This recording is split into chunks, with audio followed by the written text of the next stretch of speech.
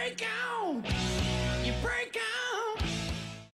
Hello everybody, I'm Stephen Hahn. Welcome to my new show, Hockey in the Park. In case you haven't heard, the St. Louis Park boys hockey team is off to one of its best starts ever under former NHL player Shjon Podein. Shjon has also assembled a great cast of assistant coaches. Right here on Hockey in the Park, we're going to talk to Shjon, some of his coaches, former players, former coaches, and a lot of alumni. So call a friend, grab a refreshment, sit back and relax, and enjoy this episode of Hockey in the Park.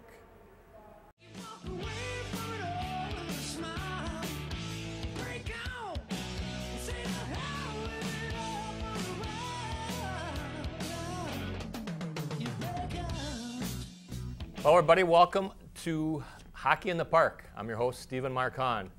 Today we are with very, very special guest, the new rock star in St. Louis Park, Shjon Podein. Shjon, welcome. Thanks for having me. Thank you very much for coming on. Shjon, obviously, for anybody that doesn't know, played in the NHL for how many years? Played in the NHL for 11 years. For 11 years in the NHL.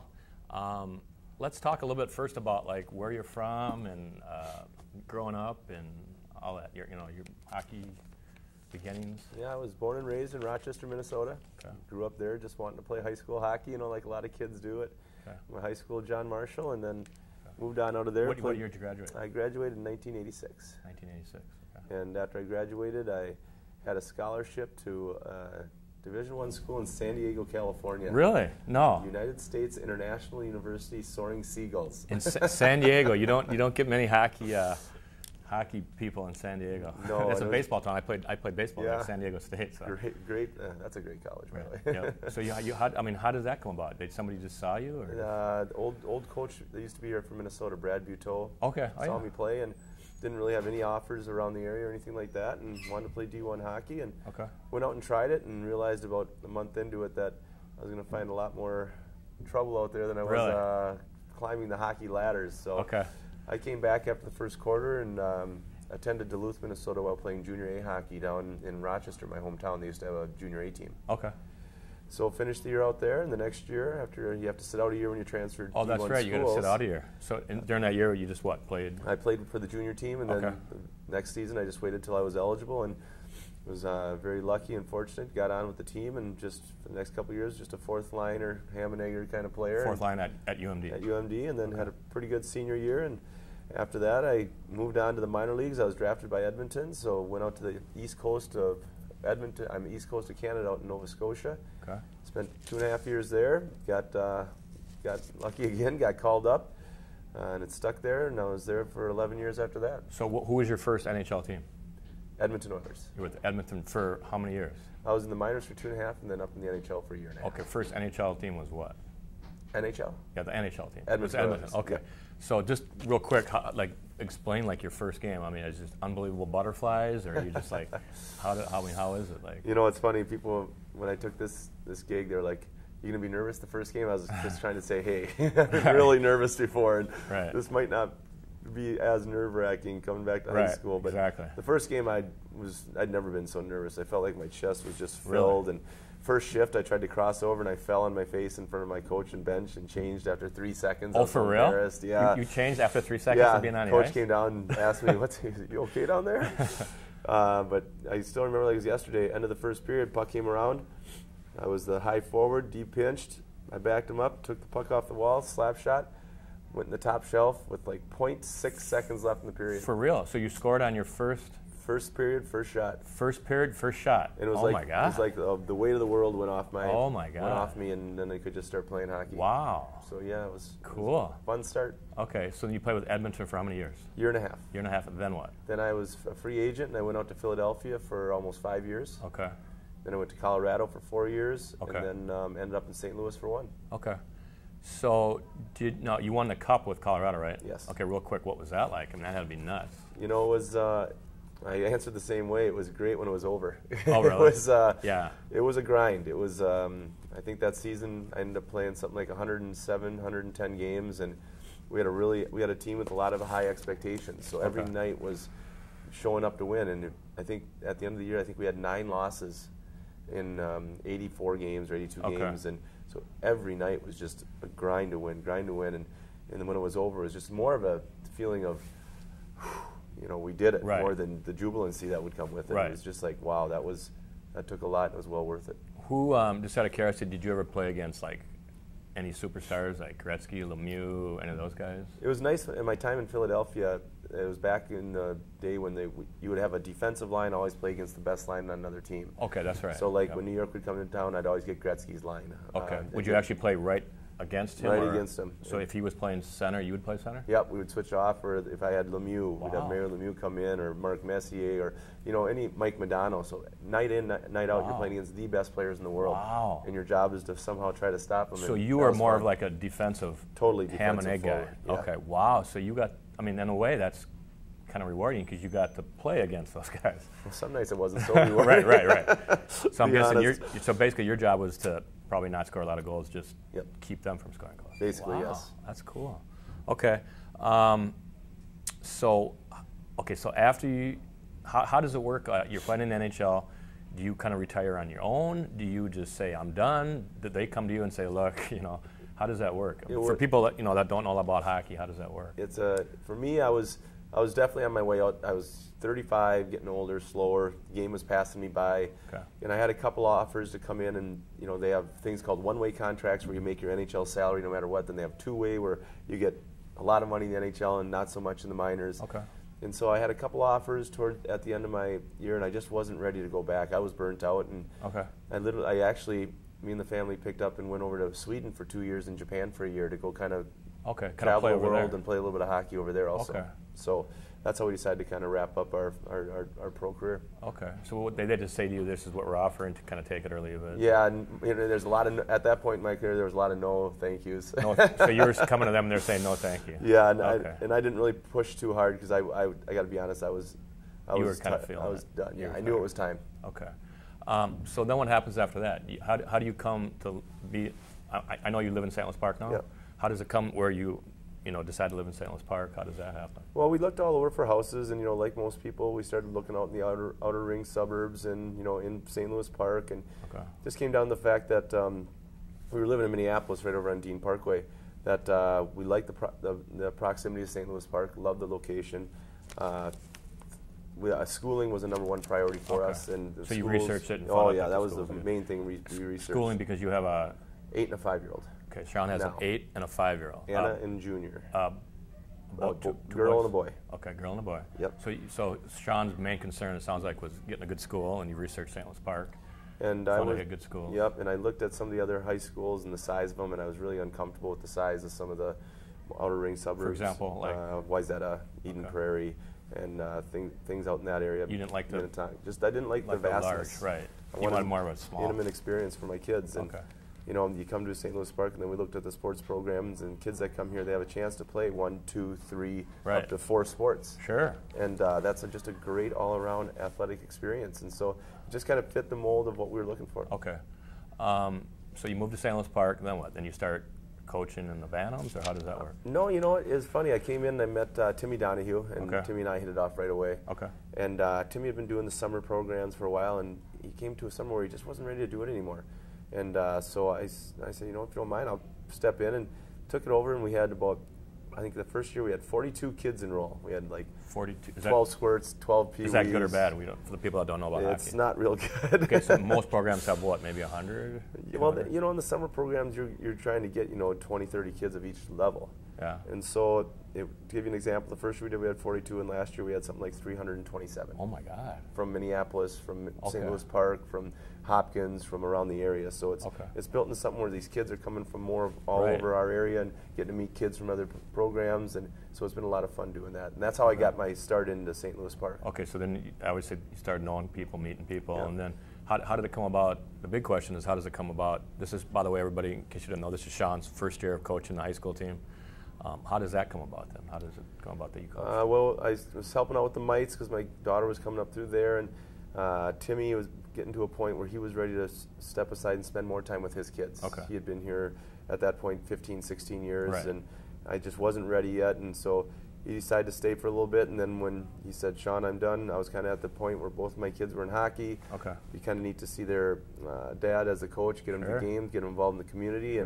and I said, all right, I'm ready to throw my hat in the ring and see if this works out, and Okay. luckily it did. Real quick, let's talk about your assistant coaches. How does that go? Then you just decided to hire, obviously, your coaches. A gaggle. A gaggle of assistant coaches. I got it. For the people that don't know, I come to the games, and every time I come, there's a bunch of new people behind the bench, and I'm like trying to figure out who's the coaches and how does that work. So go ahead and explain it. Yeah, we brought on a coaching staff of 12 people.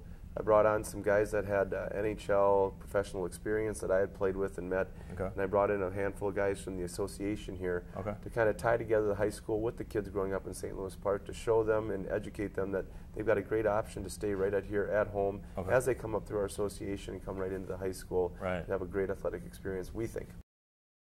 Real quick before we wrap it up, talk about Shjon just played in the Rangers Flyers Winter Classic alumni game, right? Yeah. I saw the clip and first of all, talk about how that came about and how it was and what it was like, and then talk about your goal. Yeah, it was. I mean, I was just sitting at home one day, and Paul Holmgren called me, the GM, and said, we got a list of 30 guys on here, and you're on it. Want to know if you want to come play in the alumni Winter Classic? And I was honored. I was humbled. I was like, I thought it was kind of a joke at first, and I was like, you thought they were kidding with you? Well, they had so many great players come through there. And for people that don't know, the Winter Classic is played outdoors. It's a yearly thing. They play it on New Year's Day or the day after New Year's Day, and it's an outdoor venue, and it's like either on a baseball field or something like that. This year they had it at the baseball field with 50,000 people. 50,000 people outside at the baseball field. So you get a call from Paul Holmgren. You said, "Okay, I'm honored." They obviously pay for your flights and everything to get there. And so we took the whole family out and spent a few days in Philadelphia, and then you play an alumni game against some of the greats that the Rangers had. And it was we had 50,000 people for an alumni game. That's how crazy 50,000 people for an an in Philadelphia. It was not a regular NHL game. This is 50,000 for an alumni game. In many way past their prime. How many showed up for the actual Winter Classic, the actual game? Was that probably the same? They're the same. They were both sold out. So 50,000 for the alumni game, 50,000 for the actual Winter Classic.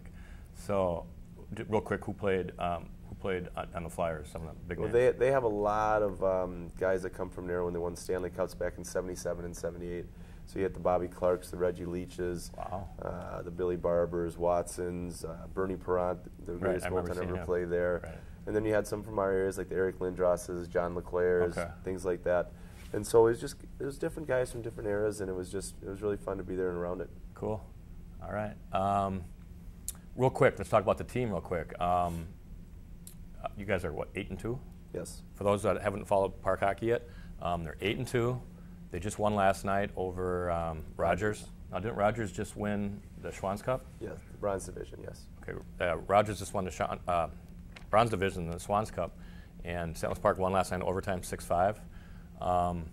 So you're on 8-2. They're on a roll. Now they only won 2 games last year, right? Yes. So they were like 2-22 last year. So they're already out to an 8-2 start.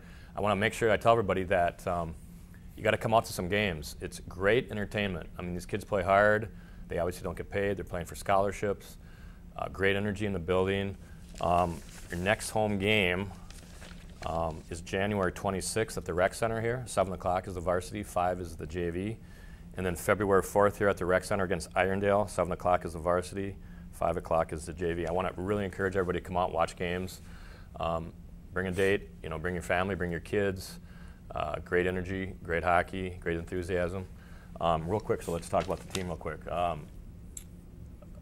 Just throw some names out and well, what your thoughts are. The team, they've done a great job. We came in this year, and as a coaching staff, we just did one thing. We just raised the expectations of the kids because we knew they had more in them than they were performing. And we had some veterans come back, and they're being very strong leaders for us. And we were lucky enough to have some young guys come in and really start playing at upper level momentum, more like upperclassmen, veterans. And it's been a good mix. We've gone through some growing pains. We've had some goaltending that has been there for us very nicely all year. We got a couple of great goaltenders, and I don't like to throw out names too often because the team as a whole right now, they're playing together and they're working hard for each other, and that's been the difference. It's been the guys in this room, and they've really bought in and believe in each other, and I think the more success they have and the more they get that feeling what it's like to be on the winning side, the more contagious it becomes, and it's like anything, it's self-taught, and they're starting to get the job done. Cool.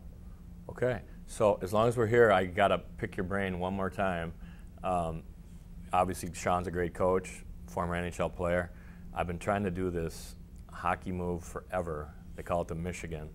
So we're going to cut now. We're going to go out to the rink, and hopefully Sean's going to show me how to do it, and I can pick his brain here and learn from the best. You got some good ideas. You got some good ideas? Okay.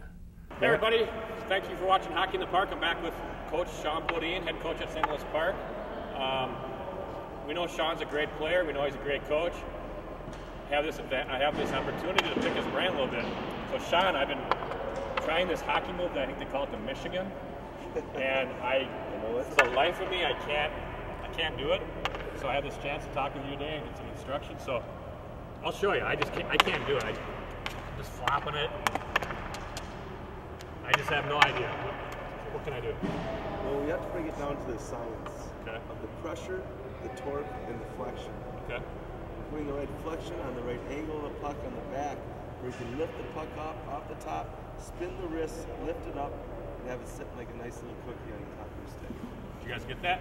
All right, I'm gonna take his advice and try it. Don't hold me to it. Almost had it. Close. There we go. Wow. Thank you. You're a good student. Hey, I told everybody, Shjon Podein, head hockey coach at St. Louis Park. He really is, and there's the proof in the pudding. He really is a good coach. We'll see you next time on Hockey in the Park. Thanks for watching. Good. That's pretty cool. Break out, you break out, you walk away from it all with a smile. Break out, and say the hell with it all for a while. You break out.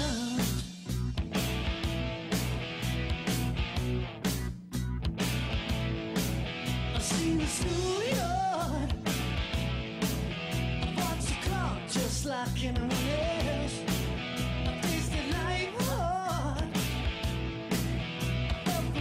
You must pull back yourself. You put your foot on the gas, your hands on the wheel. Take the prison and the chains that you feel. And break out, you break out. You walk away from it all with a smile. You break out and say to hell with it all for a while. You let the chips fall where they may fall. You felt your back up against the wall. Don't call pucks out of you guys. Can't do it? There we go. You can't do this? Come on. Are you serious? Yeah. There we go. Now watch. There we go. Wow. Thank you.